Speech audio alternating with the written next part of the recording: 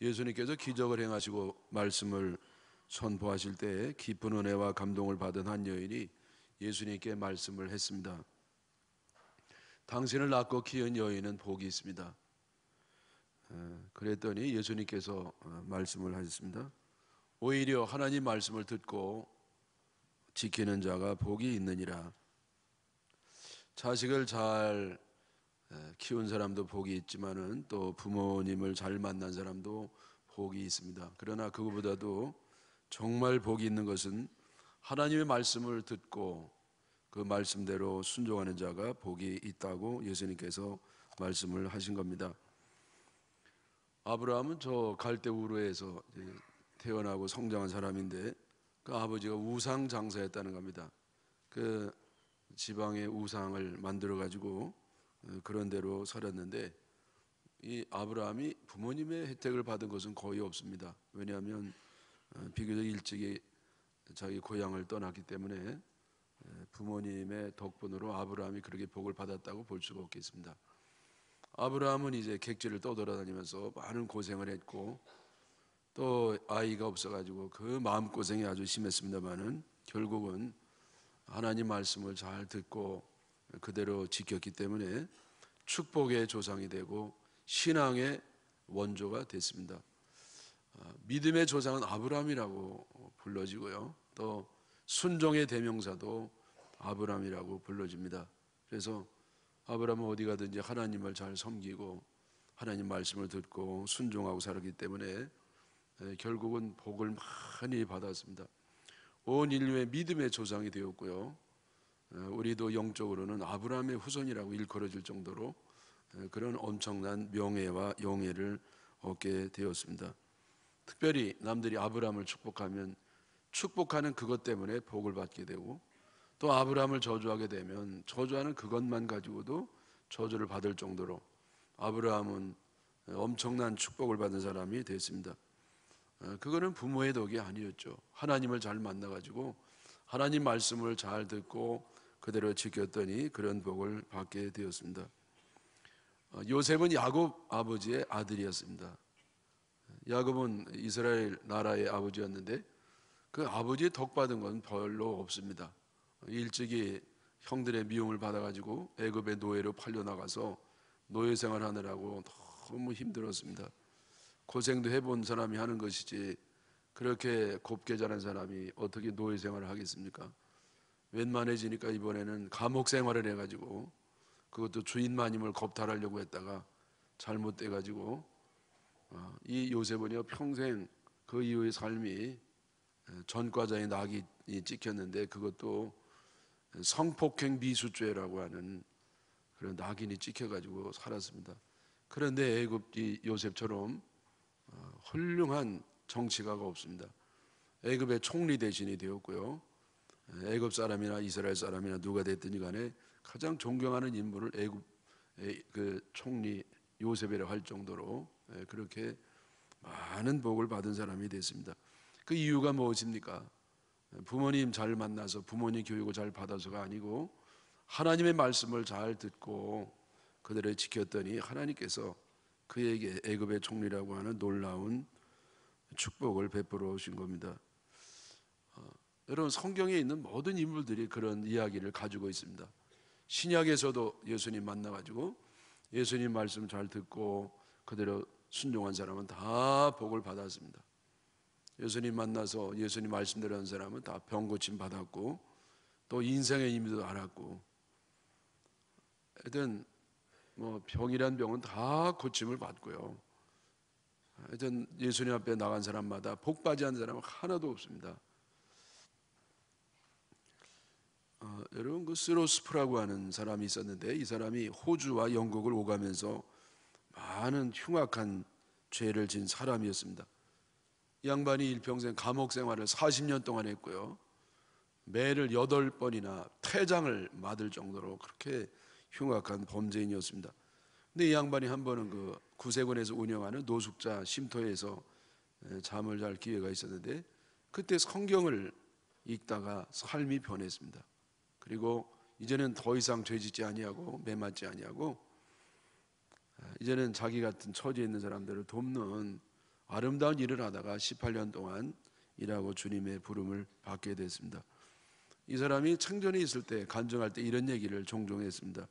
40년간의 감옥 생활, 매 맞는 생활을 했지만은 나를 도무지 변화시킬 수 없었다.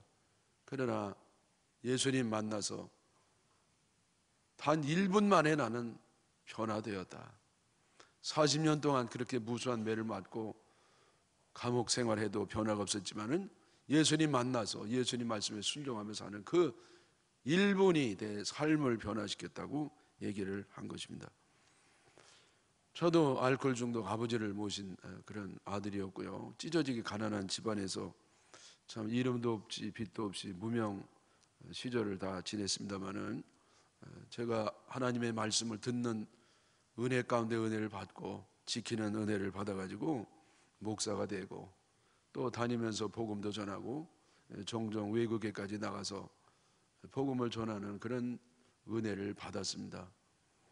저희 연회와 같이 자매 결혼 맺었던 뉴잉글랜드 연회, 거기는 주로 백인들이 많이 있는 보스턴 중심 지역인데 한 1600명 되는 그런 회원 앞에서 하나님 말씀을 전하는 그런 은혜를 받을 정도로 하나님이 은혜를 주셨습니다. 여러분, 이 이야기가 어찌 저의 이야기만 되겠습니까? 우리 모두 다 마찬가지인데 우리가 환경이 좋다든지 부모를 잘 만나서도 복이지만은 그것보다는 하나님 말씀을 잘 듣고 또 그 말씀대로 순종했더니 하나님이 은혜와 축복을 놀랍게 베풀어 주심을 믿습니다. 여러분, 다른 건 몰라도 이 하나님의 은혜는 절대 뺏기지 마시고 주님 오실 때까지 계속되어지기를 주님의 이름으로 축원합니다. 악한 시대의 특징은 표적을 구한다는 데 있습니다.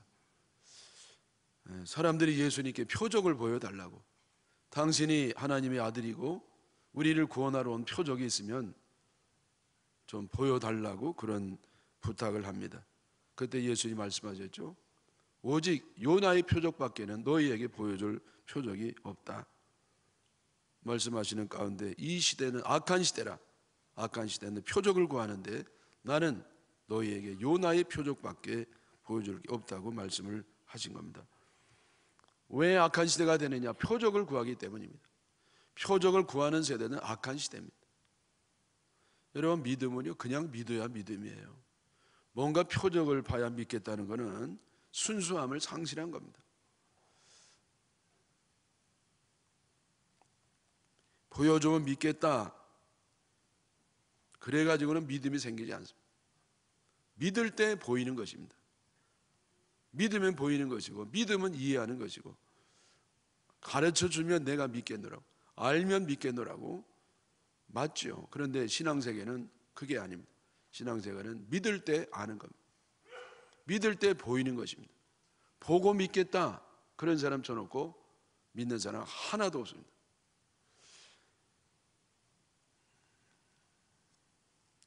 여러분, 왜 표적을 요구하면 믿음이 없는 악한 시대가 되는가? 그것은 표적 보고 믿은 사람은 아무도 없었기 때문입니다. 이들이 사실은 표적을 많이 봤습니다. 예수님처럼 놀라운 표적을 이룬 사람은 전 세계에 아무도 없습니다. 예수님은 장님의 눈을 뜨게 하셨습니다. 벙어리의 입술이 열리게 했습니다. 안진뱅이를 일으키게 했습니다. 평생 누워지는 사람을 일어서게 했습니다. 허리가 꼬부라져 가지고 평생 그게 펴지지 않는데도 단순간에 고쳐졌습니다. 오병이어 기적을 베푸셨고 파도를 잔잔케 하셨고 무리를 걸으셨고 죽은 나사로를 살리셨고 예수님 나중에는요 친히 부활 승천하시는 놀라운 기적도 보였습니다. 그런데 이들이 표적을 보여달라는 겁니다. 그동안에 보여준 건 뭔데요? 그동안에 무수한 표적을 보였음에도 불구하고 그들은 믿지를 않는 겁니다.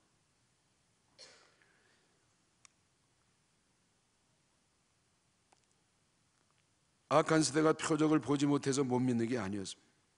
안 믿으려고 작정하니까 표적이 눈에 보이지 않는 겁니다.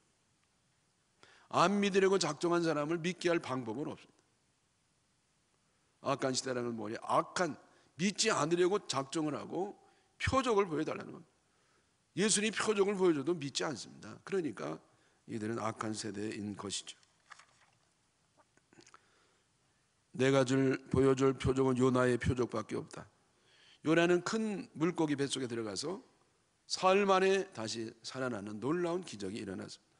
우리 예수님이 요나의 표적밖에 보여줄 게 없다고 하는 것은 십자가를 지고 돌아가신 다음에 사흘 만에 부활하시는 부활 사건을 보여준다는 것이었습니다. 예수님의 마지막 표적이 뭐냐? 표적은 기적을 표적으로, 기적을 하나님의 아들이라는 표시로, 하나님 살아계심의 표시로 보여준 것인데, 그게 예수님이 우리에게 주신 마지막 표적입니다. 이걸 못 믿는 사람은 아무런 표적을 보여줘도 믿을 수가 없는 것입니다. 여러분, 우리는 예수님의 부활을 믿는 사람들입니다. 그걸 믿으면 모든 표적을 믿을 수가 있어요. 우리는 표적 때문에 믿는 게 아니에요. 표적이 없어도 믿는 것입니다. 하나님이 나를 구원하러 오신 하나님의 아들이기 때문에 표적이 없어도 믿고 구원을 받는 것입니다. 저는요, 성장 과정 속에서 못 됐었기 때문에 예수님 부활을 믿을 수가 없었습니다. 처녀 몸에 태어난 것도 믿을 수가 없었습니다. 어떻게 사람이 처녀의 몸에서 날 수가 있습니까? 그건 엉터리, 말도 안 되는 얘기죠. 저는 이성이 길들여졌고 합리성이 길들여졌던 이 과학적인 사고방식 가지고는 도저히 하나님 말씀을 믿기가 어려웠습니다. 부활도 믿을 수가 없는 것이죠.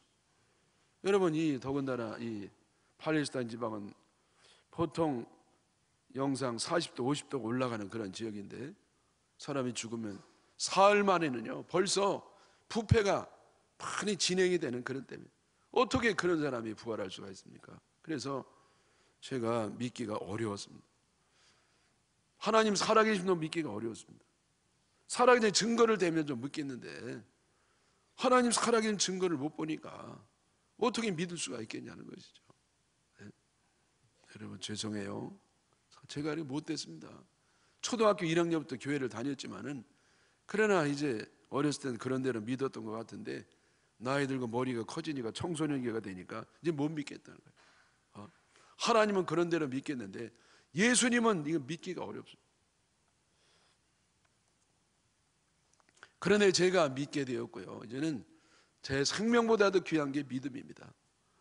그런 모든 걸 철석하지 믿죠. 어떻게 그렇게 믿는 변화가 일어났느냐? 왜냐하면 모르겠어요. 어떻게 믿게 되는지 모르지만 한 가지 분명한 건 뭐냐면은, 제가 믿기를 간절히 원했습니다. 원하면서 하나님 말씀을 잘 듣고 읽고 기도드리고 예배드리고, 여전히 믿지는 않으면서도 계속해서 말씀을 듣고 읽고 순수한 마음으로 사모한 마음으로 했더니 어느 사이에 주님이 믿음을 주셔가지고요, 어느 사이에 내가 믿음이 있는 사람이 됐더라고요. 그래서 제가 발견한 진리는 뭐냐면은, 믿음은 어떤 논리적 설득을 통해서 믿는 게 아니고 지적인 인식을 통해서 믿는 것이 아니라 하나님이 은혜를 주시는 것이구나. 사모하는 마음으로 말씀을 듣거나 읽을 때 하나님은 콩나물에 물을 넣는 것처럼 그렇게 믿음을 주시는 것이구나, 그걸 깨닫게 됐습니다. 믿음은 들음에서 나며 들음은 하나님의 말씀을 들음이라. 여러분, 내가 믿음이 안 생긴다고 해서 낙심할 거 없습니다. 우리가 말씀을 잘 듣고 잘 읽고 할 때 하나님은요 어느 사이에 나에게 믿음을 주셔가지고 믿음이 나보다 더 귀중한 가치가 되는 때가 오는 줄 믿으시기를 바랍니다. 등불은 켜서 등잔 위에 둡니다. 등불을 어디 숨겨둔 사람은 아무도 없습니다. 등불을 켜가지고 침대 밑에 이렇게 숨겨둔다든지, 아니면 무슨 절구통 안에 집어넣고 뚜껑을 닫는다든지, 그런 사람은 아무도 없습니다. 사각교의 짝을 거꾸로 뒤집어 씌워가지고 등단이 안 비오게 한다든지, 그런 게 어디 있습니까? 왜 그러냐면은 등불은요 밝히려고, 주변을 밝게 해서 잘 보이려고 켜는 것이 바로 등불입니다. 등불이 주변을 밝히려면 우선 등불 자체가 밝아야 됩니다. 등불에 우선 문제가 없어야 됩니다. 등불에 심지가 다 사용해서 없어졌다든지 그 기름이 다 떨어졌다든지 그러면 아무리 성냥불을 달이대도 등불을 켤 수가 없고 주변을 밝힐 수가 없습니다. 반대로 등불이 심지도 많이 있고 기름도 많이 남아있으면 성냥불을 켤 때 등불이 켜져서 주변이 밝게 되는 줄로 압니다. 여러분, 그래서 등불은요 건강해야 돼요. 정상적이어야 됩니다. 건강하고 정상적인 등불은 반드시 주변을 밝히는 것입니다. 우리 예수님이 눈은 몸의 등불이라고 말씀하셨습니다. 몸의 등불이라는 말씀 뭐냐면은 우리 이 육신의 이런 육신을 밝히는 것이다, 그런 뜻이라기보다도 우리 눈은 마음의 등불이라는 겁니다. 그 사람을 밝게 한다는 것입니다. 네?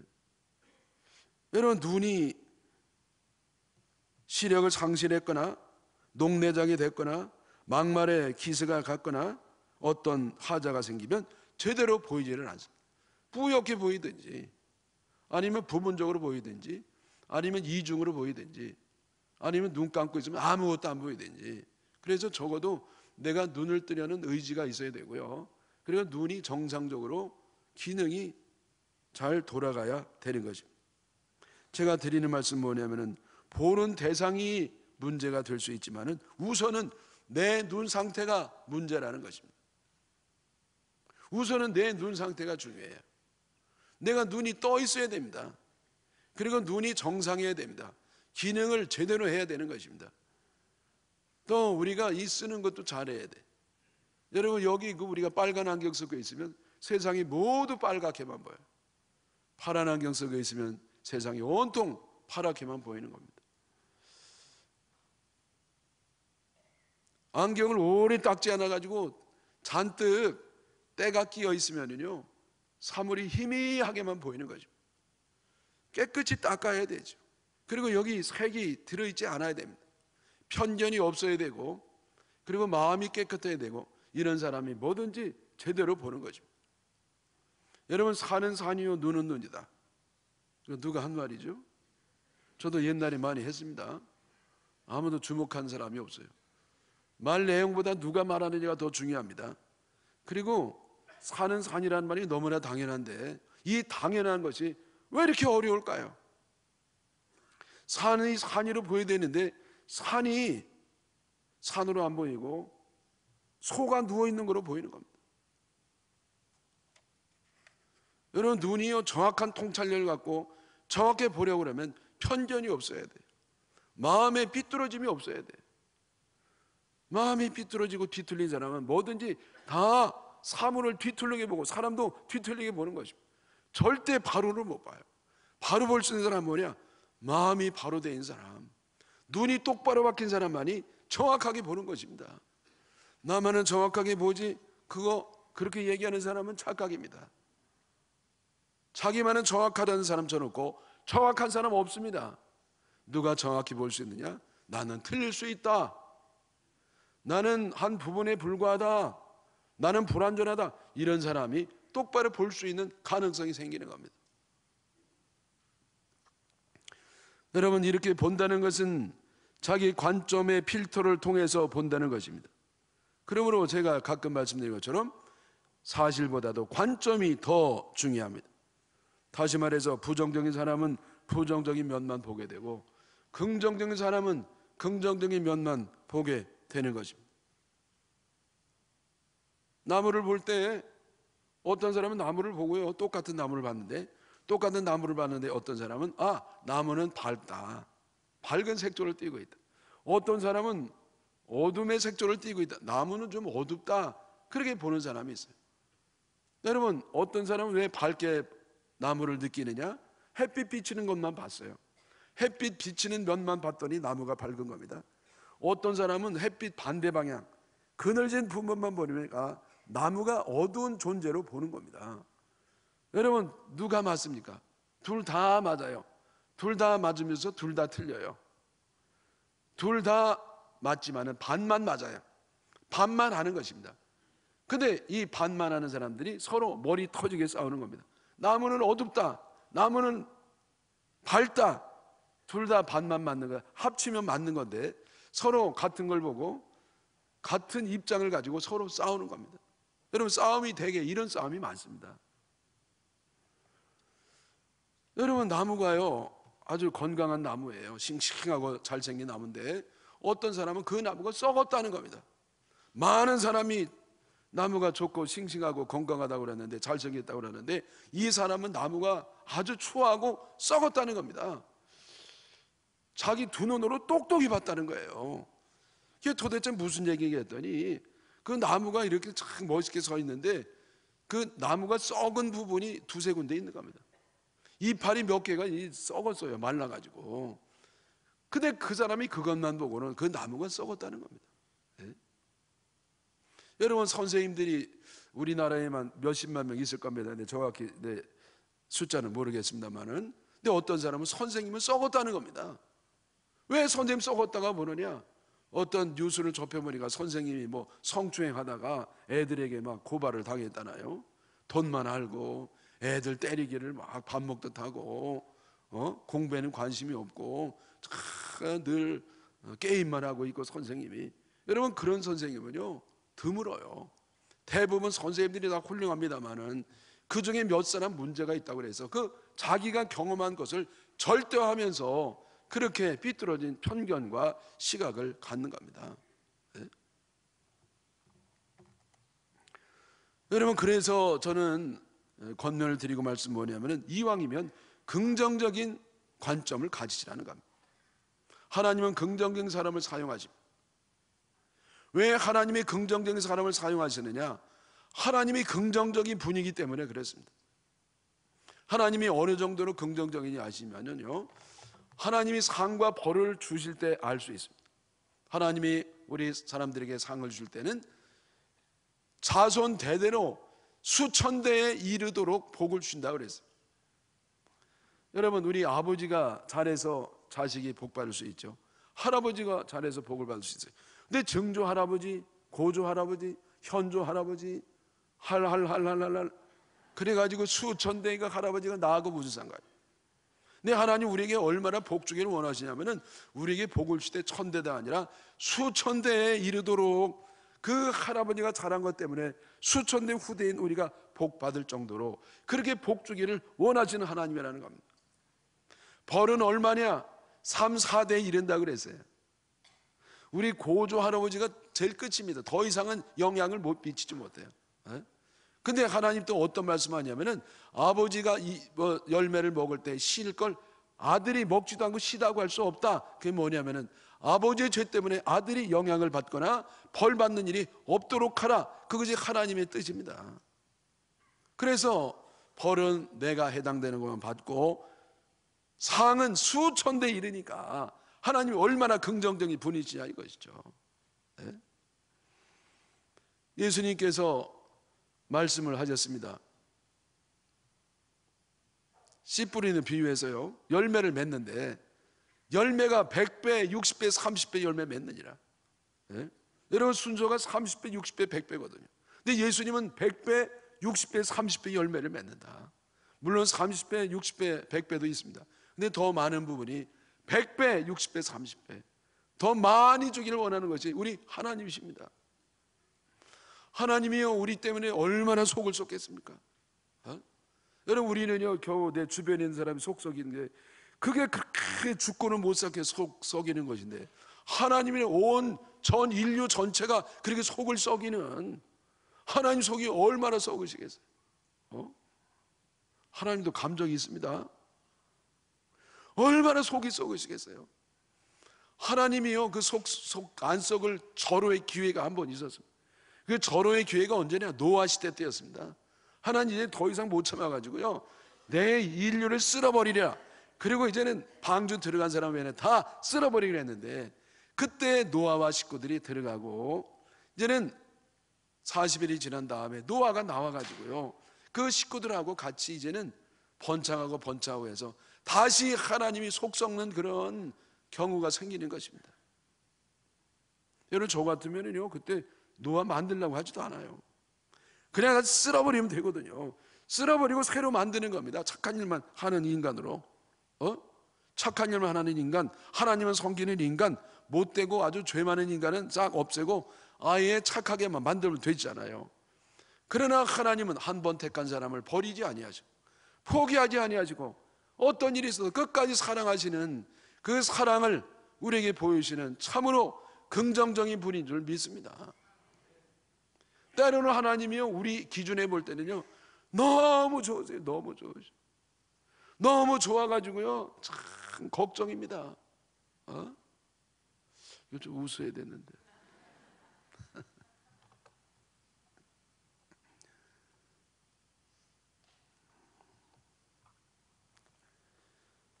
여러분, 예수님 12제자가 다 도망갔습니다. 큰 소리 치던 베드로도 도망갔고요, 제자들이 다 도망갔어요. 그러면 예수님이 잘 가라. 그리고 다른 사람을, 좋은 사람을 택해서, 가능성 있는 사람을 택해서 해야 되는데 주님은 그렇게 하지 않으셨어요. 부활한 예수님은 자기 생업으로 돌아간 제자들에게 또 찾아오신 겁니다. 그리고 그들에게 사명을 좀 맡기신 겁니다. 기도하게 하시고 성령을 부으셔가지고 그들로 위대한 사도로 삼도록 하신 겁니다. 여러분, 그래서 이 하나님은요, 너무 좋으시고요, 너무 긍정적인 분이십니다. 그래서 하나님은 이 긍정적인 사람을 사용하심을 믿습니다. 사랑하는 여러분, 그래서 부정적이 되지 마시고 긍정적이 되시기를 바랍니다. 장로님이, 어떤 장로님이 늘 어두운 색조를 늘 이렇게 맥탈을 하는 분이 계셔요. 그런 교인들이 있다가요, 아유, 누구 죽었나, 항상 새카만 색이야. 그게 부정적인 사람이 그런 얘기하죠. 근데 긍정적인 사람 뭐라 그래요? 우리 목사님 참 검정색 하니까 이지적이고 세련됐다. 네? 똑같이 보는데, 네? 빨강색을 하고 있으면은요, 아유, 촌스럽게 무슨 빨간색이야. 근데 이 긍정적인 사람 뭐라 그럽니까? 참 열정적이고 에너지를 받아줘 너무 좋다. 빨간색 하고 있어. 네? 여러분, 목사님이요, 집회도 안 나가고 늘 교회만 지키고 있으면요, 부정적인 사람 뭐라 그래? 아유, 실력 없어서 뭐 부르는 데 하나도 없지. 그런데 이 긍정적인 사람 뭐라 그럽니까? 우리 목사님 실력 있는데도 불구하고 그런 교회를 철저히 성실하게, 또 막 여기저기 다니면서 집회를 하고 다니세요. 그러면 부정적인 사람은 아이고, 왜 이렇게 쏴돌아다녀, 교회는 안 지키고. 긍정적인 사람 뭐라 그럽니까? 목사님 실력이 있으셔가지고 능력이 많으셔서 여기저기 하나님께 귀하게 널리 쓰임을 받으시는구나. 네? 여러분, 똑같은 걸 보면서 어떤 사람은 안 좋게 말하고 어떤 사람은 좋게 말하는 겁니다. 권사님이요, 늘 그렇게 말씀을 잘하시고 웃고 명랑하고 밝아요. 그러면 부정사는 뭐라 그래요? 아유, 사람이 저렇게 가볍고 어떻게 저렇게 요란할 수가 있지? 근데 여러분, 긍정사는 뭐라 그래요? 저 권사님 만나면 나는 막 엔돌핀이 나오는 거야. 너무 밝고 너무 맑고 너무 명랑하고, 그래서 나는 저 권사님 너무 좋아. 여러분, 똑같은 사람을 만나는데도 그렇게 하는 겁니다. 네? 회의할 때 보면 감 못 잡고 막 엉터리만 하는 사람이 있어요. 그러면 막 째려보면서 부정적인 사람은 그러지. 아유, 쓸데없는 소리하고 자빠졌네. 아유. 근데 여러분, 이 긍정적인 사람은 뭐라 그래요? 참 저런 각도로도 얘기할 수 있구나. 애가 못생기면 아유, 누구 닮아 저렇게 더럽게 못생겼어? 여러분, 뭐 어떡하라 그러냐고. 네? 그게 틀린 말은 아니에요. 부정적인 말이지. 근데 긍정사는 뭐라 그래요? 참 개성 만점으로 생겼다. 네? 아니면 그것도 좀 어려우면요, 참 민주적으로 자유스럽게 생겼다. 네? 여러분, 뚱뚱한 사람 보고 그 부정적인 사람, 아유, 뭘 먹고 저렇게, 아이고, 네? 저렇게 뭘 먹고 저렇게 생겼. 긍정적인 사람 뭐라 그럽니까? 참 부글하고 안정감이 느껴져 좋다고 말이죠. 네?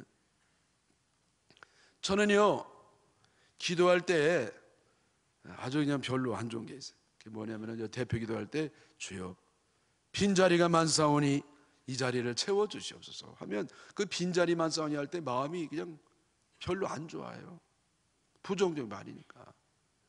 그러지 말고 하나님, 비가 오는데도 불구하고 하나님이 택한 귀한 성도가 이렇게 정성을 다해서 모였습니다. 우리 교회는 반드시 차고 넘칠 줄 믿습니다. 이건 얼마나 좋습니까? 똑같은 사건을 보면서 여러분, 똑같은 표현에도 그렇게 긍정적으로 표현하면 사람의 마음에 행복을 주면서 변화가 일어날 수가 있는 겁니다. 사랑하는 여러분, 그래서 여러분 긍정적인 사람이 돼서 하나님께 쓰임받고 복받고 영광을 돌리시기를 바랍니다. 오늘 세 가지 내용을 제가 말씀드렸습니다. 부모님을 잘 만나는 것도 복이지만은 정말 복은 뭐냐? 하나님 말씀을 잘 듣고 순종하는 자가 복을 받는다. 두 번째는 표적을 구하지 말고 그냥 믿으라, 무조건 믿으라. 그때에 하나님이 믿음을 주신다는 겁니다. 세 번째는 부정적 관심을 갖지 말고 긍정적인 관점을 가지고 하나님께 쓰임을 받음으로 영광을 돌리시라, 그런 말씀을 드렸습니다. 이와 같은 은혜가 우리에게 넘치시기를 주님의 이름으로 축원합니다.